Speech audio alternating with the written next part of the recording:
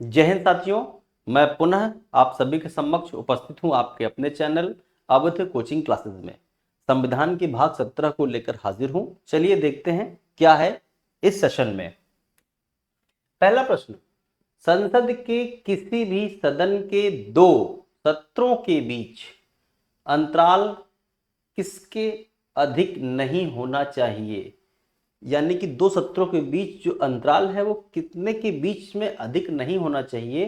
तो 6 माह, 6 माह का अंतराल दोनों के बीच में होना चाहिए, इससे अधिक समय नहीं होना चाहिए। यानी कि साल में 2 बार बैठक होगी संसद की, 6 माह के अंतराल पर।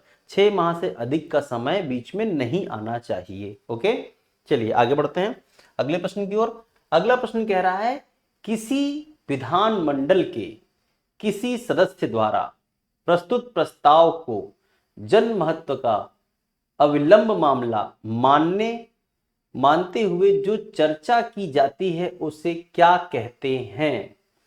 देखिए यहां की बात तो इस प्रश्न को थोड़ा जटिलता से है, लेकिन समझिए सरल भाषा में। किसी विधानमंडल यानी कि विधानसभा और विधान परिषद की बात कर रहा है कि किसी सदस्य यानी कि चाहे वो विधान परिषद का हो या विधानमंडल का हो द्वारा प्रस्ताव प्रस्तुत को जन महत्व का अविलंब मामला, जन महत्व के मामले में अविलंब मामला मानते हुए जो चर्चा की जाती है उसे क्या कहते हैं। उसे कहते हैं स्थगन प्रस्ताव। यानी कि भैया इस बात पर स्थगन क्या कहता है, सदन क्या कहता है, इस पर स्थगित होइए, बात एकत्र करिए और जनमानस की बात को रखिए। इस पे जो जन महत्व की बात होगी उस पर हम चर्चा करेंगे। इसे स्थगन सदन के माध्यम से रखा जाता है। ओके, अगला प्रश्न कहता है, भारत के केंद्रीय मंत्री परिषद की अध्यक्षता करते हैं। केंद्रीय मंत्री पर जो परिषद की अध्यक्षता कौन करेंगे भाई। तो केंद्रीय मंत्री परिषद की अध्यक्षता प्रधानमंत्री महोदय करते हैं। आगे देखते हैं अगला प्रश्न।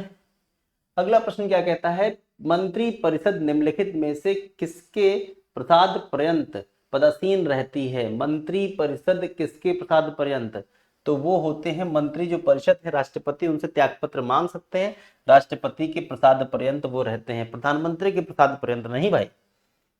आगे देखिए यहाँ पे, कोई व्यक्ति संसद के किसी भी सदन का सदस्य हुए बिना केंद्र में कितनी अवधि तक मंत्री रह सकता है। वह 6 माह तक बिना कोई सदस्य बने 6 माह तक मंत्री रह सकता है। 6 माह के भीतर उसे किसी भी सदन का, चाहे लोकसभा अथवा राज्यसभा का सदस्य बनना होगा, यानी कि सांसद वहां का बनना पड़ेगा उसे। मंत्री परिषद व्यक्तिगत रूप से उत्तरदायी होती है। व्यक्तिगत रूप से अगर देखा जाए तो किसके प्रति है, व्यक्तिगत किसी व्यक्ति के प्रति अगर कहें तो राष्ट्रपति के प्रति वो उत्तरदायी होती। राष्ट्रपति व्यक्ति है तो उसके प्रति उत्तरदायी है ये। भारतीय संविधान के अनुच्छेद 74, 75 किन विषयों के पर विचार करते हैं। तो 74, 75 में अगर हम बात करते हैं तो क्या गया है, मंत्री परिषद की बात है, लोकसभा के सदस्यों की बात है, भारत के राष्ट्रपति की बात है, मंत्रिमंडल के सदस्यों की बात है। तो ये बात की जाए 74 और 75 मंत्री परिषद की बात करता है। 74 और 75 का तीसरा क्लॉज, 74 का अनुच्छेद 74, ये मंत्री परिषद की बात करता है। सामूहिक रूप से मंत्री परिषद किसके प्रति उत्तरदायी है। सामूहिक रूप से सभी लोग मिला के बात करें, देखो व्यक्तिगत में राष्ट्रपति था, लेकिन सामूहिक रूप से अगर बात करें तो लोकसभा के प्रति उत्तरदायी है। लोकसभा के प्रति सामूहिक रूप से, ठीक है, व्यक्तिगत रूप से राष्ट्रपति के प्रति। ठीक, यदि कोई मंत्री राज्यसभा का सदस्य है तो वह क्या वह लोकसभा में अपना वक्तव्य दे सकता है। बिल्कुल हाँ भैया, वो दे सकता है अपना वक्तव्य।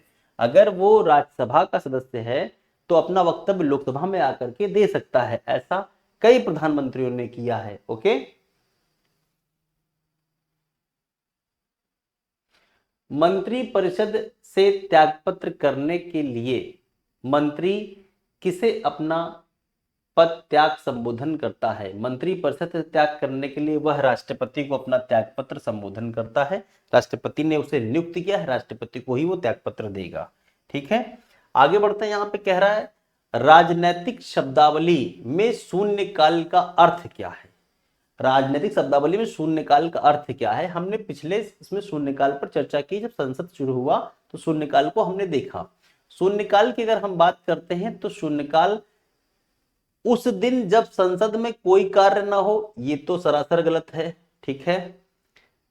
निलंबित प्रस्ताव, ये भी नहीं है। स्थगन काल, ये भी नहीं है। प्रश्न उत्तर काल, देखो प्रश्न के उत्तर काल यानी बात समझिएगा, देखिए शब्दावली शून्यकाल का जो अर्थ है वो है आपका 12 बजे से 1 बजे तक का जो समय काल है यही प्रश्न काल है, यही शून्य काल है। और प्रश्न काल जो होता है वो इसके पहले का समय होता है। ओके, प्रश्नकाल को अगर सही वे में समझा जाए तो प्रश्नकाल शुरू क्यों हुआ, यानी कि हम बात करें प्रश्नकाल का जन्म कहां से हुआ और शून्यकाल की बात अगर करें तो देखो प्रश्नकाल के ठीक बाद का समय ही शून्यकाल है। जो ये शून्यकाल शब्द का अर्थ पूछा गया है तो प्रश्नकाल के ठीक बाद का समय, प्रश्नकाल कितने बजे से है, 11 बजे संसद शुरू होती है, ठीक है, और 12 बजे तक संसद का जो है ये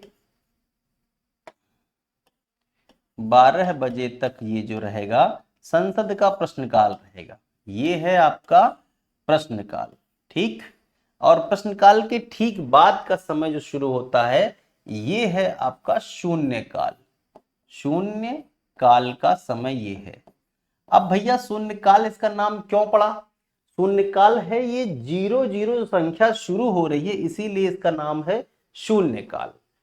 और सबसे अच्छी बात है कि इसमें जो है बिना कोई नोटिस बिना कुछ दिए जो सदस्य गण होते हैं, नेता विपक्ष नेता प्रतिपक्ष, प्रश्न सरकार से कर सकते हैं, सरकार से जनता हित में यानी जनहित के प्रश्नों को उठा सकते हैं। हाँ, इसमें प्रधानमंत्री महोदय यानी सरकार के पास यह अधिकार होता है कि इन प्रश्नों का वह उत्तर दे अथवा ना दे, यही है शून्यकाल। इसकी जन्म की कहानी मीडिया द्वारा है, मीडिया ने ही इसको 00 देखने के बाद कहा ये शून्यकाल है, क्योंकि इनको उस समय शुरुआत में जब पहले संसद बैठती थी तो इन्हें कवरेज करने का अधिकार नहीं होता था, कि प्रश्नों के काल को ये कवर नहीं करते थे, कि जनहित में जो प्रश्न पूछे गए हैं जनता के प्रति उन्हें अधिकार नहीं था, और शून्य से शुरू होने का ये शून्यकाल था। परंतु ये शून्यकाल तो आज भी है, लेकिन अब कवरेज करने का अधिकार पूरा पूरा है। ओके, चलिए देखते हैं अगले प्रश्न की ओर। अगला प्रश्न क्या कहता है, भारतीय गणराज्य में वास्तविक कार्यकारी प्राधिकार निम्नलिखित में से किसके पास है। तो कार्यकारी जो गणराज्य की बात अगर कहें तो वो है मंत्री परिषद के पास है, मंत्री परिषद के पास गणराज्य यानी जनता के जो गणों का, पूरे भारत के जो गणों के राज्यों का अधिकार जो है वो है किसके पास, मंत्री परिषद के पास अधिकार ये प्राप्त है। आगे देखते हैं अगले प्रश्न की ओर। जो व्यक्ति सांसद ना हो या उसे मंत्री नियुक्त किया जा सकता है, जो व्यक्ति सांसद ना हो तो क्या उसे मंत्री नियुक्त किया जा सकता है। भैया बिल्कुल हाँ, उसे नियुक्त किया जा सकता है, परंतु 6 माह के भीतर संसद का सदस्य बनना होगा उसको। हाँ, उसे हम नियुक्त कर सकते हैं लेकिन 6 माह के भीतर संसद का सदस्य बनना होगा। स्मृति ईरानी की कहानी मैं आपको बता चुका हूं, बार बार दोहरा भी रहा हूं कि ऐसा देखने को मिला।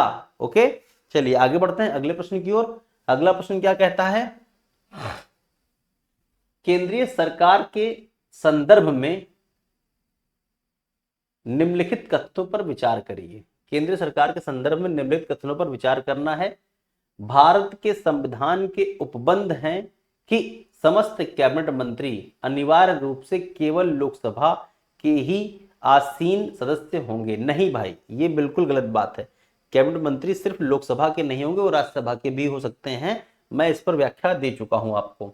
केंद्रीय कैबिनेट सचिवालय संसदीय कार्य मंत्रालय के निर्देशित कार्य करता है, बिल्कुल नहीं करता है भाई। केंद्रीय जो कैबिनेट मंत्रालय है वो सचिवालय संसदीय कार्य मंत्रालय के निर्देश पर कार्य करता है, संसदीय कार्य मंत्रालय के निर्देश पर कार्य नहीं करता है। ये इसके अपने अलग दायरे हैं।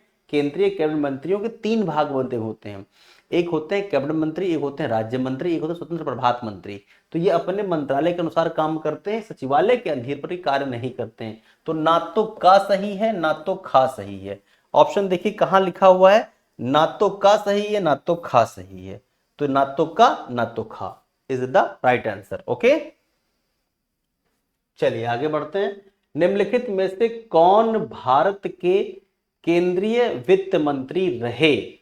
तो केंद्रीय वित्त मंत्री की बात करें, प्रणब मुखर्जी वित्त मंत्री रहे, वाईवी चौहान वित्त मंत्री रहे, आर वेंकट रमन वित्त मंत्री रहे, पीवी सिंह, बीपी सिंह भी प्रधानमंत्री रहे। तो भैया ये सभी रहे हैं। अगर बात करें, देखिए भाई, वित्त मंत्रियों की बात करी जाए अगर, चलिए देखते हैं प्रश्न नंबर 15। निम्नलिखित में से कौन भारत के केंद्रीय वित्त मंत्री रहे हैं? VP Singh, R Venkat Raman, YB Chauhan और प्रणब मुखर्जी। देखिए भाई, यह सभी लोग वित्त मंत्री के पद पर रह चुके हैं, फाइनेंस मिनिस्टर ये सभी रह चुके हैं। तो 1 2 3 4 जहां दिया हो 1 2 3 4, यानी कि उत्तर चौथा सही इसका ऑप्शन होगा। ऑप्शन नंबर 4 इसका राइट आंसर है। चलिए आगे बढ़ते हैं। अगला प्रश्न देखते हैं। मंत्री परिषद सामूहिक रूप से उत्तरदायी होता है। मंत्री परिषद सामूहिक रूप से किसके प्रति उत्तरदायी होता है? देखो भाई, मैंने आपसे कहा था मंत्री परिषद लोकसभा के प्रति उत्तरदायी होता है। बिल्कुल, एक तो पहले ये सही हो गया। फिर कह रहा है अनुच्छेद 75 का तीसरा क्लॉज, हाँ ये भी कह रहा है 75 का तीसरा क्लॉज। तो यहाँ पे दो सही हो रहे हैं, 1 और 3। देखो 1 और 3 कहीं लिखा आ रहा है, 1 और 3, अच्छा हाँ इसमें भी है भैया। चौथे का ये जो चौथा प्रश्न है, ये इसमें भी उल्लेखित है 74 का चौथा। तो 1 3 और 4 कहां दिया हुआ है? 1 3 4 दिया हुआ है आपका तीसरे भाग में, 1 3 4। ये रहा आपका उत्तर 1 3 4। ओके, चलिए आगे बढ़ते हैं। लोकसभा की अधिकतम सदस्य संख्या कितनी हो सकती है? लोकसभा की, देखिए भाई ये प्रश्न है पुराना, और पुराने प्रश्न को ऐसे रखा गया है। ये आपका 2020 के बाद बदलाव आ गया है। तो अभी करंट टाइम में अगर कहा जाए तो ये नहीं है। अब इसकी जगह पर 550 सीटें हैं और यही उत्तर सही होगा। 550 सीटें कुछ इस प्रकार निकाली जाएंगी, देख लीजिए आप। 530 जो सांसद हैं ये राज्य से चुने जाएंगे, राज्यों से, ठीक है। उसके बाद अगर कहें तो 13 जो होंगे वो केंद्र शासित प्रदेश, शासित प्रदेश से, ठीक है, प्रदेश से। फिर जो 7 हैं वो पीओके से, पाक ऑक्यूपाई कश्मीर से। अगर देखा जाए तो यह अभी हमारे अधिकार क्षेत्र में नहीं आता है। अब यहाँ पे जोड़िए तो 550 आपको पूरे पूरे मिलेंगे। 7 3 10, 4 1 5 और यहाँ पे 5। तो ये सीटें हैं, लेकिन ये सीट हमको नहीं मिल रही है, ये अभी हमारा अधिकार क्षेत्र नहीं है। तो -7 कर लें अगर, तो 543 सीटें वर्तमान समय में हैं। ये है वर्तमान समय में। और ये सीट है, अगर बात करते हैं तो ये कुल सीट है भैया। ये कितनी है? कुल सीट है, ठीक भैया, कुल सीट। तो इसको ये जो दिखा हुआ है ये 552 नहीं है, ये अब चेंज हो चुका है। तो 550 ही यहाँ पे उत्तर रखा जाएगा, ठीक। चलिए आगे बढ़ते हैं, अगले प्रश्न की ओर बढ़ते हैं। अगला प्रश्न कहता है, राष्ट्रपति द्वारा लोकसभा में आंग्ल भारतीय समुदाय के 2 सदस्यों को किस अनुच्छेद के तहत मनोनीत किया जाता था? करता है नहीं, किया जाता था। किस अनुच्छेद के तहत मनोनीत करता, यहां पे अगर हम कहें तो था, अब है नहीं भैया, ठीक, ये समाप्त हो गया है। तो अनुच्छेद 331 आंग्ल भारतीय समुदाय के 2 व्यक्तियों को मनोनीत किया जाता था, अब समाप्त हो गया है। समाप्ति की डेट मैं आपको बता दे रहा हूं, 25 जनवरी 2020। 25 जनवरी 2020 है भैया, 25 जनवरी 2020 को ये प्रावधान आ गया है और अब इसे समाप्त कर दिया गया है। 70 वर्षों के लिए दिया गया था ये। 25 जनवरी 1950 से यह कॉन्सेप्ट दिया गया था। 70 वर्षों के लिए, ठीक है, 70 वर्ष के लिए 70 जोड़ लीजिए आप, 70 जैसे जोड़ेंगे आपकी डेट पूरी ऊपर वाली आ जाएगी, ठीक है। चलिए अगले प्रश्न को देखते हैं। अगला प्रश्न, लोकसभा में राज्यवार सीटों के आवंटन 1971 की जनगणना पर आधारित है। यह निर्धारण किस वर्ष तक यथावत रहेगा? तो लोकसभा में जो सीटों का बंटवारा किया गया है, लोकसभा की सीटें जो मिली हैं, यूपी को 80 सीटें मिली हैं, यह 1971 की जनगणना के आधार पर रखी गई हैं। लेकिन कब तक ये रखी जाएंगी? तो 2026 तक यथावत बनी रहेंगी। 2026 के बाद नई सीटों का आवंटन जारी होगा, नई लिस्ट जारी होगी, कई राज्यों का विभाजन होगा, सीटें बटेंगी, सीटें टूटेंगी। इसीलिए देखिए अभी जो जनगणना की बात कर रहे हैं माननीय प्रधानमंत्री महोदय, जाति जनगणना या मान लीजिए जनगणना की जो आंकड़े रिपोर्ट पेश किए जाएंगे, तो 26 में परिसीमन का गठन फिर से किया जाना है। और जब परिसीमन गठन किया जाएगा तो ये जनसंख्या तय करेगी कि आपकी सीटें कितनी होनी चाहिए, क्योंकि सीटों का जो बंटवारा है वो जनसंख्या के आधार पर ही है। उत्तर प्रदेश को सीटें अधिक क्यों मिली हैं? क्योंकि उत्तर प्रदेश की पॉपुलेशन ज्यादा है। इसी पर देखिए कर्नाटक राज्य, बिहार राज्य, तमाम कई राज्य हैं जो ऐसी चीजों को, यानी कि इनकी जनसंख्या में वृद्धि में बहुत कम विकास रहा, जब तक वृद्धि इनकी नहीं हुई तो इनकी सीटें बड़ी कम रहेंगी। यूपी की जनसंख्या, यानी यूपी टॉप पे था, टॉप पे है, टॉप पे ही रहेगा और आगे भविष्य में रहेगा भी टॉप पर ही जनसंख्या के मामले में। तो इसलिए यूपी की सीटें स्वाभाविक रूप से बढ़ने की संभावना है। जो 80 थी वो 100 प्लस चली जाएंगी, जो 31 सीटें राज्यसभा में थी वो 50 प्लस हो जाएंगी। ये संभावनाएं पूरी व्यक्त की जा रही हैं। या तो यूपी के हिस्सों को 2 भागों में तोड़ दिया जाए, 3 भागों में, तो सीटें नए राज्यों के बनने के कारण कुछ कम हो जाएगी, लेकिन जनगणना तो करनी पड़ेगी। जनगणना इसीलिए जनगणना हो भी रही है, यानी कि 2025 में कराई जा रही है, ताकि 26 से हम उसे लागू करके परिसीमन बना सके, ठीक है। चलिए देखते हैं अगला प्रश्न। अगला प्रश्न क्या कहता है? लोकसभा का चुनाव लड़ने के लिए इच्छुक व्यक्ति की न्यूनतम आयु सीमा। लोकसभा का चुनाव लड़ने के लिए 25 वर्ष, 21 प्रधान के लिए है, 30 राज्यसभा के लिए है, 35 राष्ट्रपति व राज्यपाल के लिए। इस पर हम चर्चा अच्छी तरीके से कर चुके हैं। आई होप आपको क्लास समझ में आ रही है, मजेदार क्वेश्चंस करने को मिल रहे हैं और आपका रिवीजन बड़े अच्छे ढंग से हो रहा है। बस कुछ और बचे हुए हैं, भाग हैं, मुश्किल से 1 और 2 भाग, उसके बाद आपकी पॉलिटी पूरे अपने समापन की ओर बढ़ चुकी है, अपने अंतिम पड़ाव में चल रही है। जो पेट का सिलेबस है उस सिलेबस के अकॉर्डिंग कुछ ही प्रश्न अब रह गए हैं बस। फिर आपको अगले सेशन में मिलते हैं, तब तक के लिए जय हिंद साथियों।